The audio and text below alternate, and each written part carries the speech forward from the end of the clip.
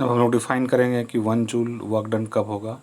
When we applied a 1 newton force and it displace by 1 metre then 1 joule of work is done.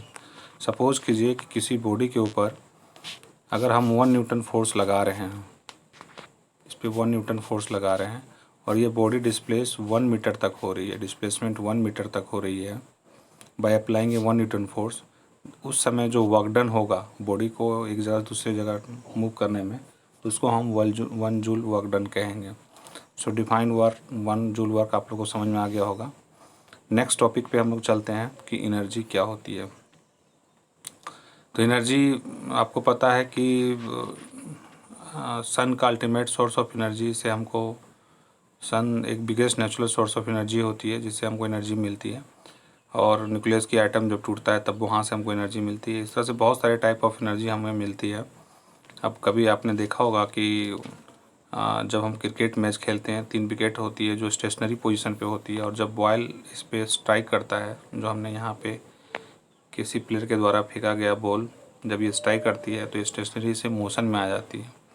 अब सवाल ये उठता है कि ये जो बॉल था उस बॉल के पास कौन सी ऐसी एनर्जी थी जो रुकी हुई वो ऑब्जेक्ट को मोशन में ला दिया। तो हम यहाँ बोलेंगे कि इस बॉल के पास काइनेटिक एनर्जी थी जो ये स्टेशनरी ऑब्जेक्ट जो कि पोटेंशियल एनर्जी लगा रहा था उस पर हम कन्वर्ट कर दिए इसको एक एनर्जी में, काइनेटिक एनर्जी में।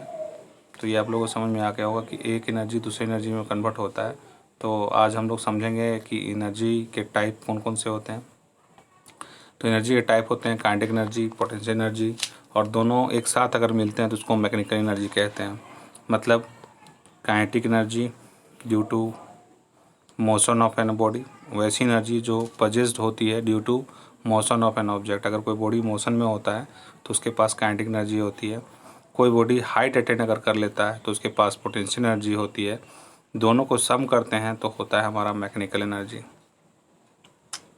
सो काइनेटिक एनर्जी ये मोशन की वजह से, potential energy due to height attain of an object. अगर कोई ऑब्जेक्ट हाइट अटेन कर लेता है, कोई बॉडी हाइट अटेन कर लेता है तो उसमें पोटेंशियल एनर्जी लगती है। दोनों का सम करेंगे तो मैकेनिकल एनर्जी होगी। तो इसमें थोड़ा सा समझेंगे और डेप्थ में। सपोज़ कीजिए कि आपके पास कोई एक ऑब्जेक्ट है और उस ऑब्जेक्ट को, इस ऑब्जेक्ट का मास है 2 kg। अब इसकी इनिशियल वेलोसिटी अर्थ से, इसको इनिशियल वेलोसिटी देते हैं 20 मीटर पर सेकेंड और इसको ऊपर की तरफ फेंकते हैं। जब इसको ऊपर की तरफ फेंकेंगे तो मैक्सिमम हाइट जब वो अटेंड करेगा तो फाइनल वेलोसिटी इसकी हो जाएगी 0। यहाँ पे एक्सेलरेशन ड्यूटिविटी एक वर्कआउट करेगी, और एक जो हमने इनिशियल वेलोसिटी दिया है वो एक्सेलरेशन ऑफ एन ऑब्जेक्ट इस डायरेक्शन में काम करेगी, इसको अपोज करेगी एक्सेलरेशन ड्यू टू ग्रेविटी। तो यहाँ देख सकते हैं 2 एक्सेलरेशन लग रहा है। एक एक्सेलरेशन ऊपर की तरफ लग रही है जो हमने यू वेलोसिटी से किसी बॉडी को फेंका था जो कि 20 मीटर पर सेकेंड था,